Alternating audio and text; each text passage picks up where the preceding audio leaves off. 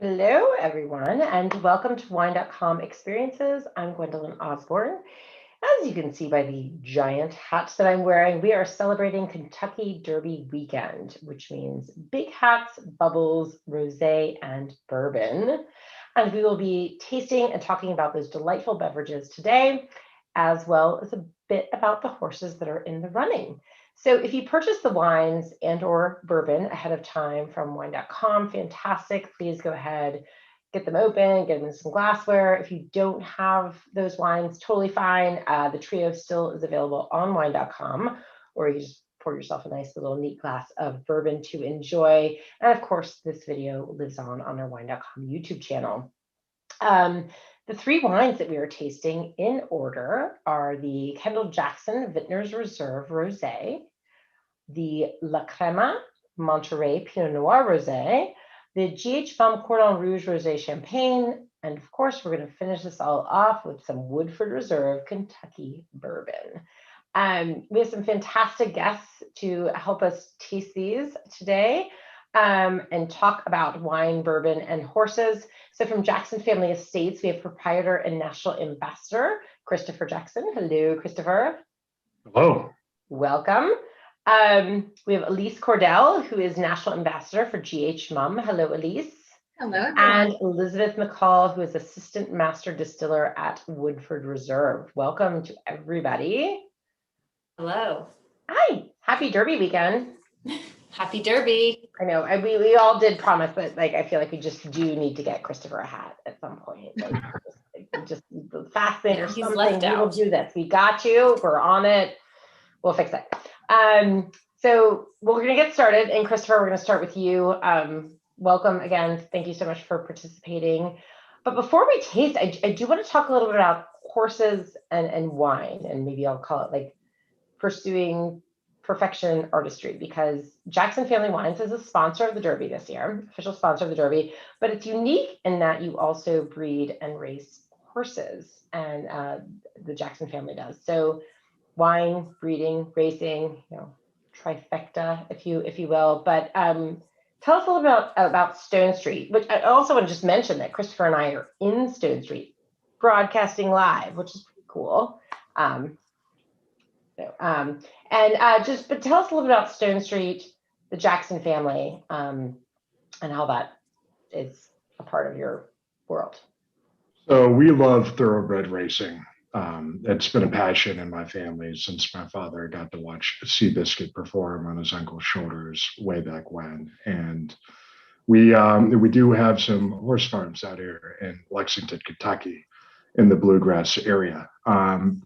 We've got about 80 mares here at Stone Street Estate, and we've got about that many colts and fillies. And there's nothing more pleasant or more fun than breeding a thoroughbred racehorse, training them up, watching them grow, and then competing on the top stage in the world in the Kentucky Derby with them.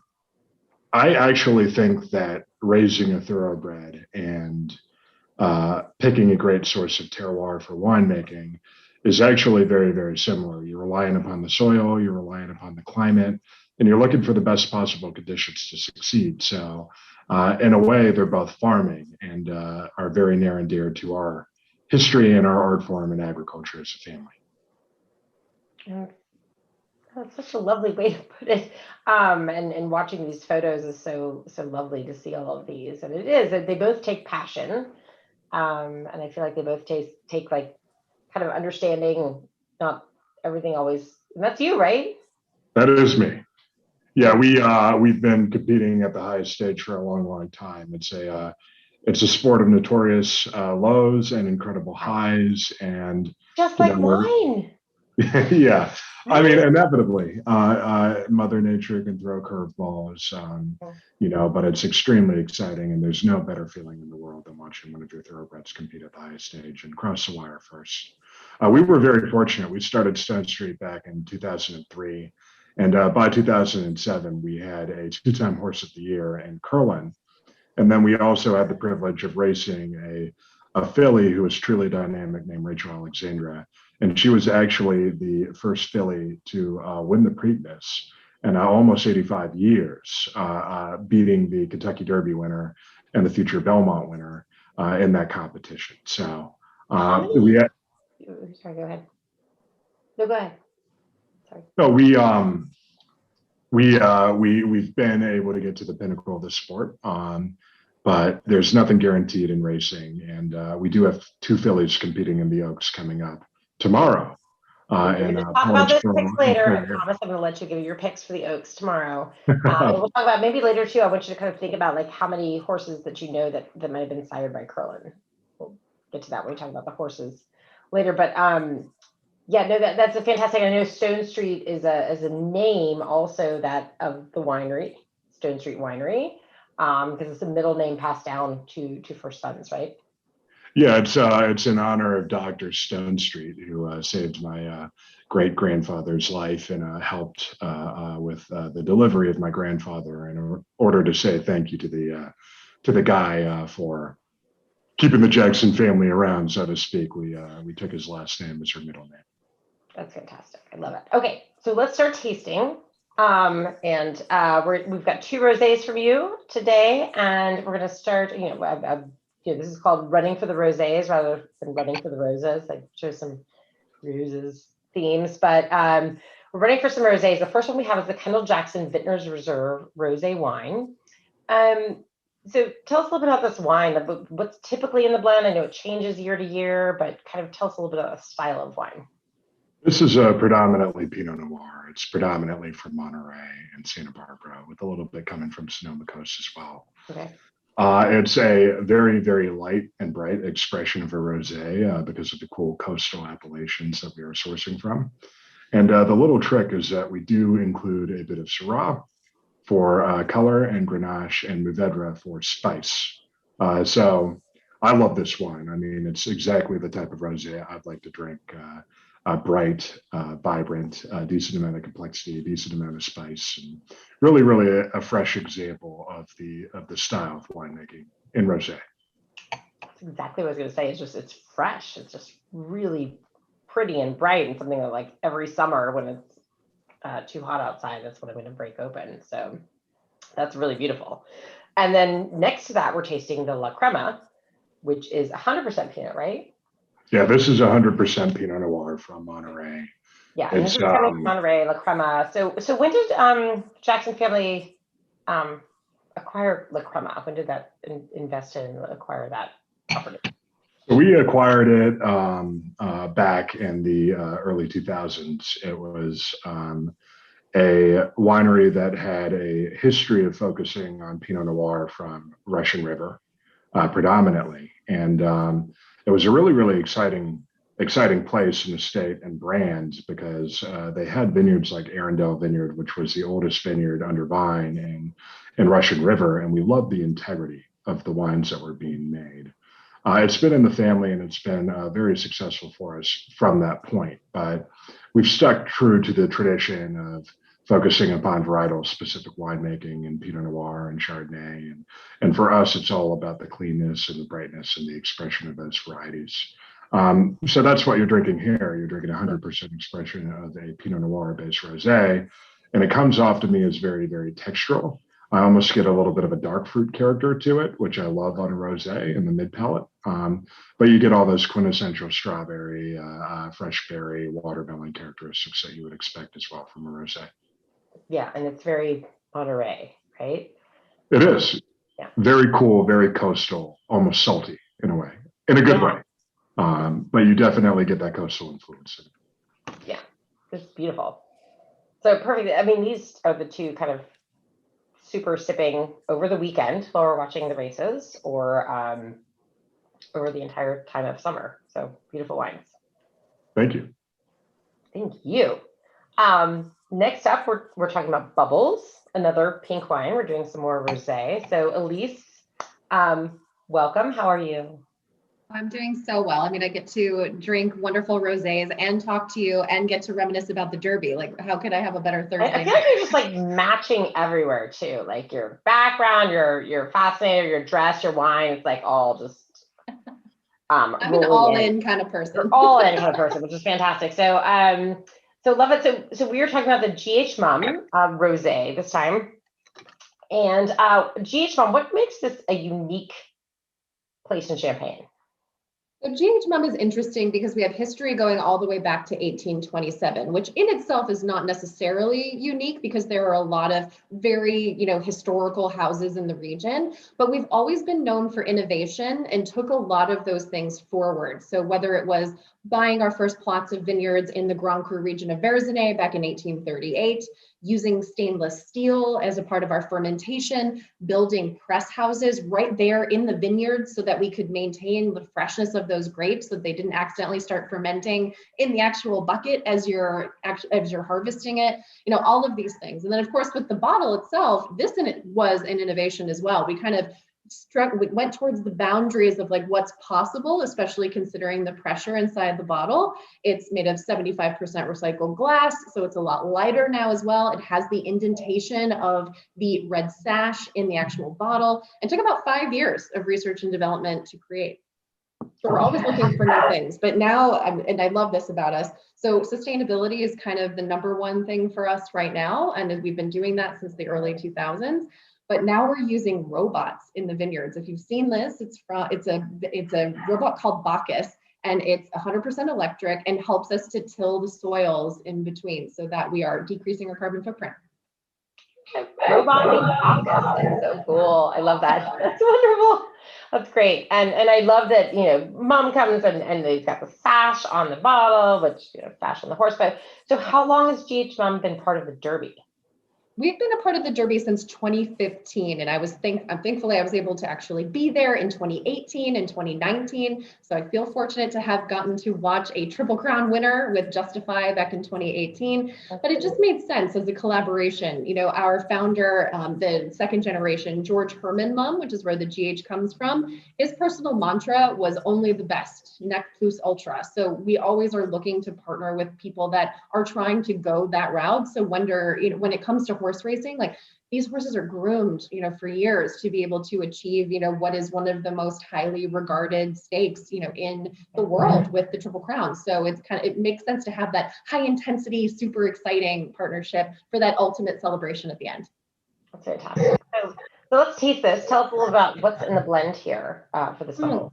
I love rosé. So GH Mum is a very Pinot Noir heavy house. We're up in Reims, which is in the Montagne de Reims, where you find the majority of Pinot Noir. So this is 60% Pinot, then 22% Chard, and the remainder is Meunier.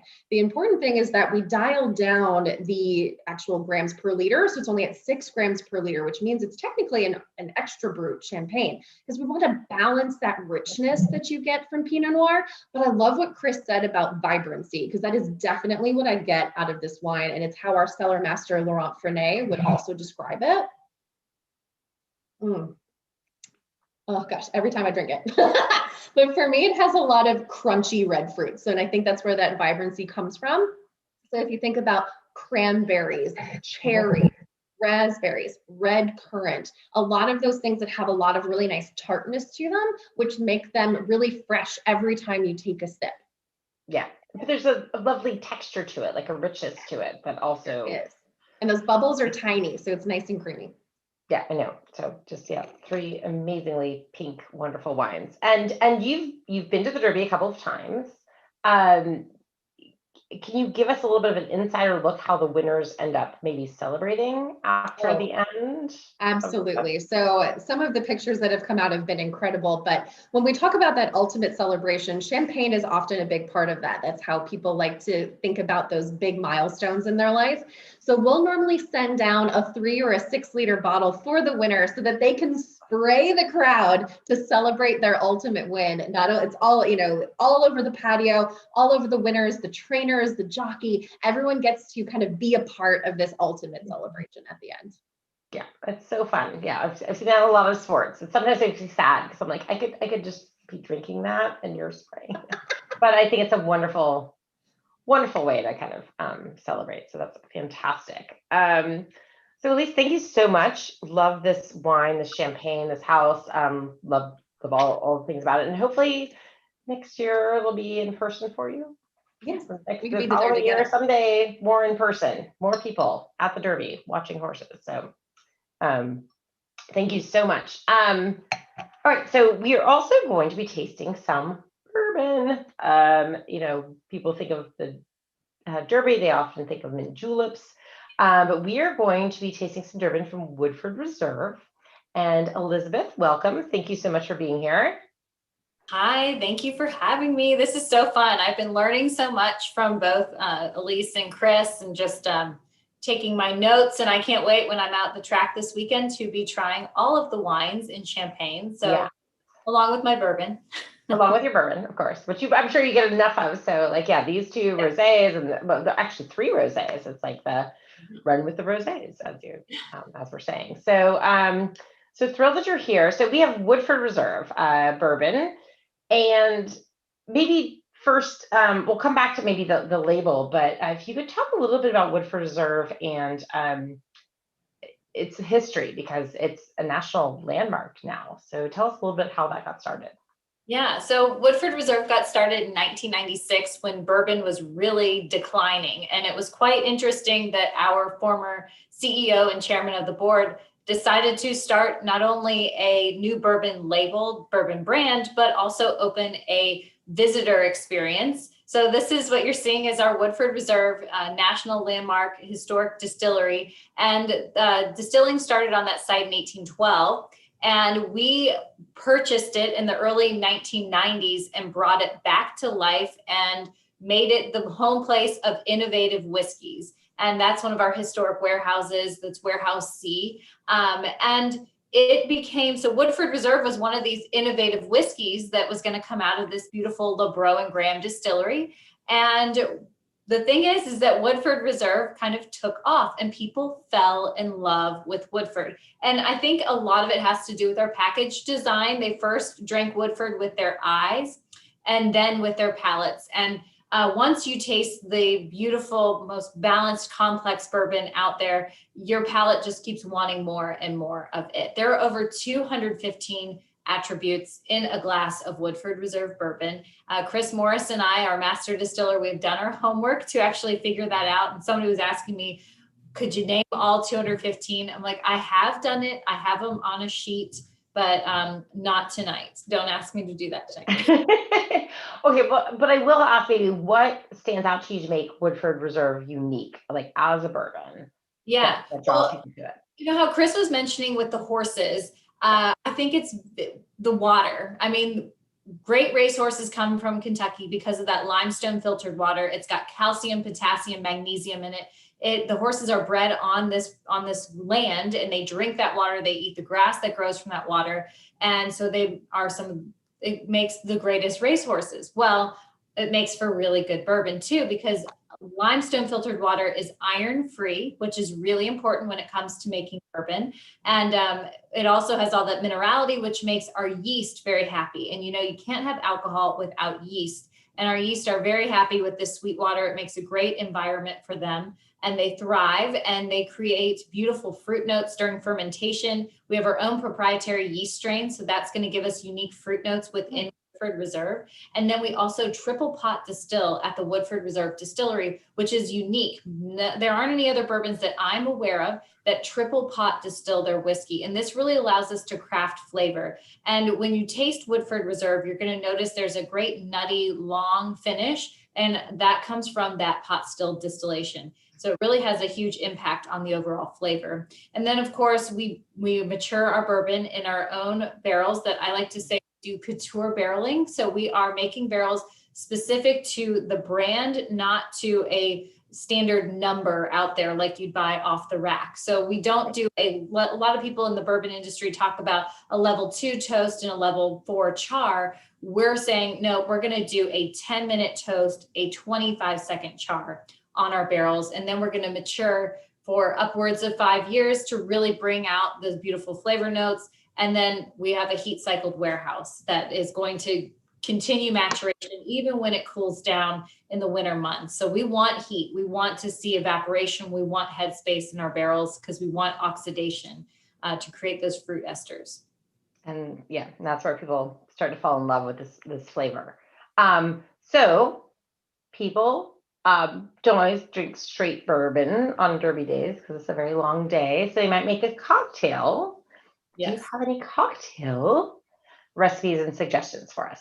Yes, of course, if you're gonna be out at the track, I highly suggest having a Woodford Reserve Mint Julep. We are the official bourbon, and to have one freshly made is really, really good. And I know people are can be off put by the mint and the sweetness, but I really think it's a beautiful drink. It's meant to be consumed kind of early in your day. It was traditionally a morning drink. You know, you didn't have aspirin back in the late 1900s, so you'd have a mint julep with a little bourbon in it to ease your muscles and sweetness to curb that the alcohol, and of course mint to freshen the breath. But then another drink that I really, really love is the Woodford Reserve Spire. And this is a new to the scene. It just got introduced in 2018 at the track, and it is taking over the mint julep. And it's because it's so easy to sip on. It's Woodford Reserve bourbon, so 1.5 ounces, 2 ounces lemonade, and 1 ounce cranberry juice. It is a beautiful, easy to sip on cocktail that's light and refreshing. So that's another great alternative on Derby Day if you don't want to partake in a mint julep. Okay, so a little bit of bourbon, a little bit of lemonade, Mm-hmm. and cranberry juice. Cranberry. Okay. That sounds perfect. I love it. That's fantastic. Okay, so also, we have these rosés, these 3 lovely rosés, and we have this wonderful Woodford bourbon.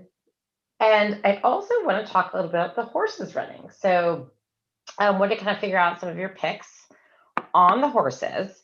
I know Christopher has some Oaks horse picks as well, which is tomorrow's race with the fillies, right? Christopher, can you tell me, like, what's tomorrow? How is that different than the Derby? So tomorrow is the 3-year-old equivalent of the Derby for fillies. It's traditionally called the Kentucky Oaks, and it's a really, really fun event.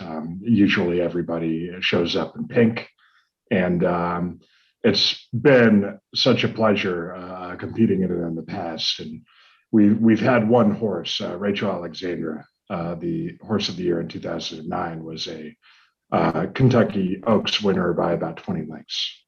In terms of tomorrow, we've got 2 horses competing. We've got Pauline's Pearl and we've got Clairiere, and they're both on the inside on the 1 and the 3 hole respectively, which is going to cause me to sweat a little bit of bullets, because if you're on the inside track, it means that everybody's jockeying for your spot, no pun intended. And so the possibility of traffic is extremely high. And in order to be competitive, you kind of need to blow and go and get out ahead of the herd, so to speak. But we're confident in both of our fillies. They've both got a lot of natural speed. Clairiere in specific is very, very battle tested. And so we're feeling pretty good about our chances tomorrow, even though it's a very competitive field.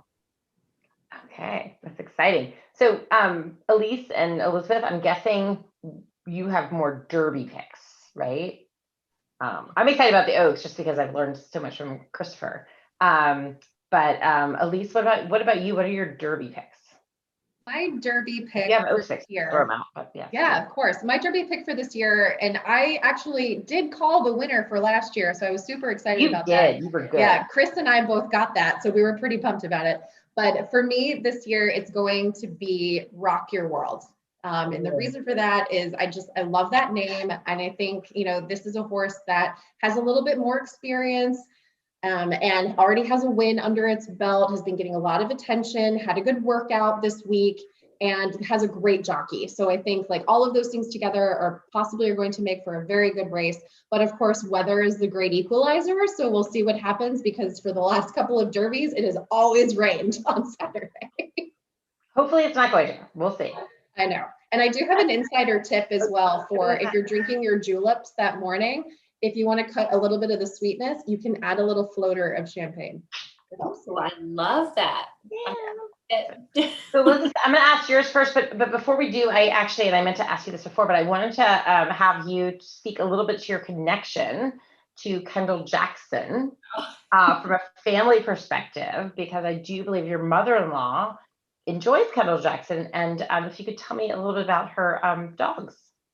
Yes, thank you for asking. My mother-in-law is a religious Kendall Jackson Chardonnay drinker, and she has named her 2 golden doodles, Kendall and Jackson. And I use it every time. She's my perfect example of somebody who can cross over from being a hardened Chardonnay, tried and true, 5 p.m. every day. She's got her Kendall Jackson Chardonnay in hand, but she does drink bourbon, and she has been converted to consuming bourbon once in a blue moon with me. So that's been fun. Woodford has done that to her, but she still sticks to her Kendall Jackson. And Christopher, I mean, talk about brand love. She has a Kendall and a Jackson dog. I mean, that's amazing.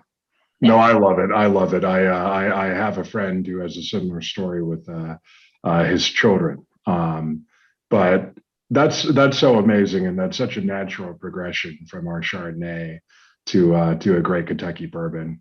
You're talking about, you know, a 51% corn-based or greater American spirit and a charred American oak. And so I always like to say, if you enjoy a malolactic fermented, rich textural Chardonnay, you're probably going to fall in love with Kentucky bourbon as well. Yeah. There you go. And yeah, they have that connection of the wine and the horses here in Kentucky, which is perfect. So the match made in heaven. Who is your pick? So I don't have just one yet, but it takes some time to put together a little story with my picks. So I'm highly motivated to enjoy an essential quality bourbonic soup and sandwich with my midnight bourbon. So I have 5 there. And I don't know which one's going to be my ultimate winner. I'm a really lousy bettor. I'll probably do like a $2 bet to win on each of them, and then maybe box them. So who knows? But we'll see that on the day of. I'll make my last minute kind of put a little more money down on one of them. All right, that's good to know. All right, Christopher, we got your Oaks picks. What about you for the Derby? Because I feel like you're actually up to date on these horses. Well, quality is essential to all of our different operations, whether you're talking about Mom, Kendall Jackson, La Crema, or Woodford. But all kidding aside, I think essential quality has the speed and has been battle tested.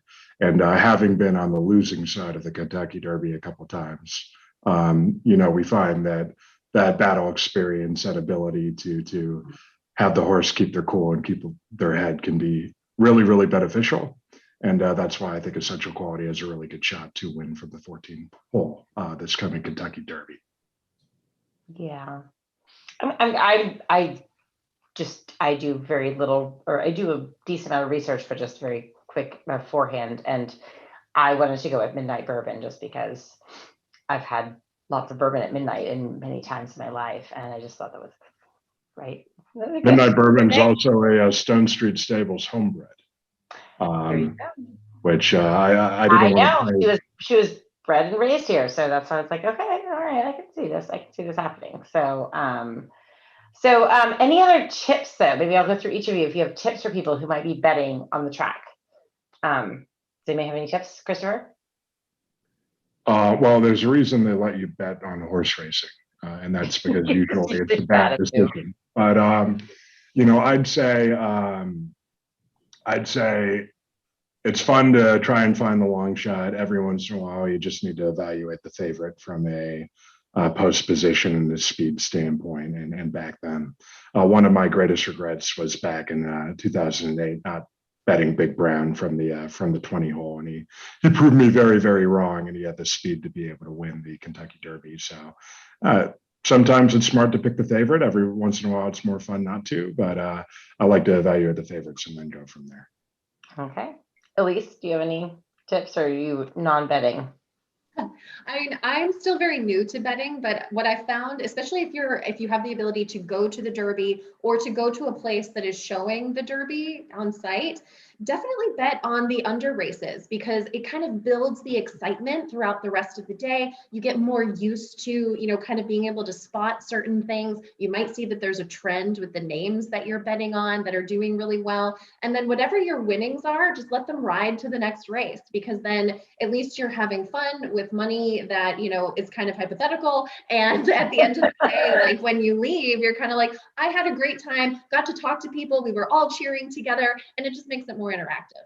Yeah, I think that's such a good point because there are a lot of races that lead up to the Derby. The Derby is just like the Derby, and it's a very short period of time. But there's so many things that come up to it. So, have fun enjoying it. And then if you do have any extra, throw it at something and see what happens. So, great advice. Elizabeth, anything from you? Well, both of those items are good nuggets for race day.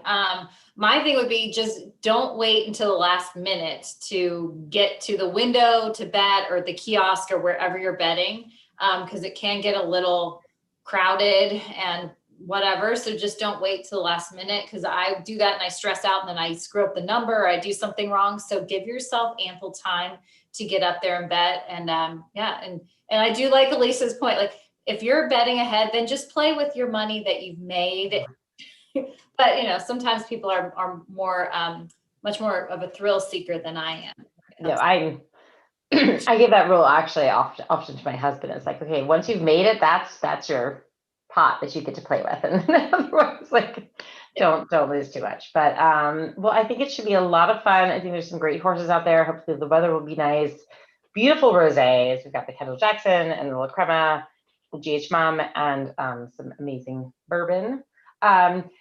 Before we go, I did forget to ask you if you could show it, because I don't have it with me, the label, Elizabeth. Yes. So every year you have a different label. Yes. And so this year, you can see it right there on screen. It is the this year's Derby bottle. So every year it changes. We have a different artist, and this year it's Richard Sullivan. He was our artist last year. He did this beautiful watercolor, and it goes along with the bottle he did last year, showing the horses kind of going around the track.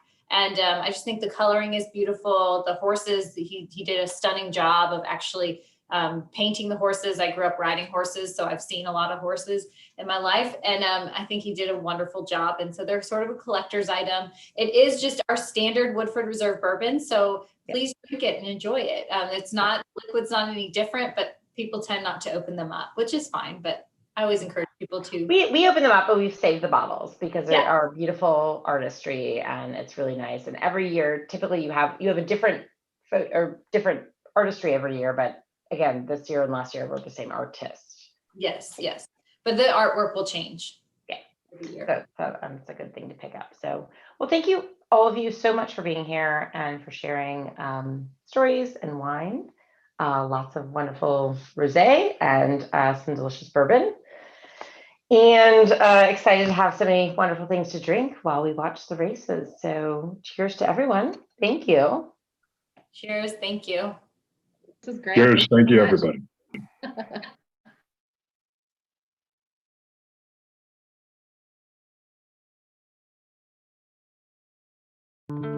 It's both a science and a form of high art.